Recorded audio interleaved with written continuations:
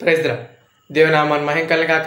మరొకసారి కలుసుకునే భాగ్యాన్ని దేవాదేవుడు మనకు అందించినందుకు దేవుడికి వందనాలు చెల్లిస్తూ వాక్య భావనకి వెళ్దాం.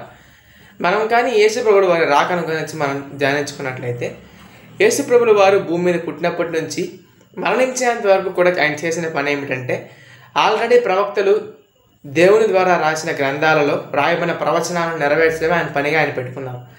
అంటే తండ్రి అయిన దేవుడు తనకు ఆజ్ఞాపించిన ప్రతి ఒక్క మాటను నెరవేరుస్తూ ఆయన గురించి చెప్పబడిన ప్రతి ఒక్క ప్రవచనాన్ని నెరవేర్చడానికి చాలా శ్రమించాలి.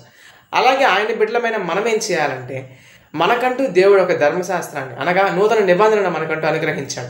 ఆ నూతన నిబంధనలో మనకి దేవుడు ఏమైతే ఆజ్ఞలు ఇచ్చాడో వాటన్నిటిని మనం పాటించాలి. ఎందుకంటే మనం మన తండ్రిని పోలి ఉండాలి కాబట్టి. మన తండ్రి ఎలాగైతే పాత నిబంధనను నెరవేర్చాడో, ఆ మాటలన్నింటినీ సంపూర్తి చేశాడో, అలాగే మనం కూడా కొత్త నిబంధనలో దేవుడు మనకి ఇచ్చిన వాటన్నింటినీ సంపూర్తి చేయాలి.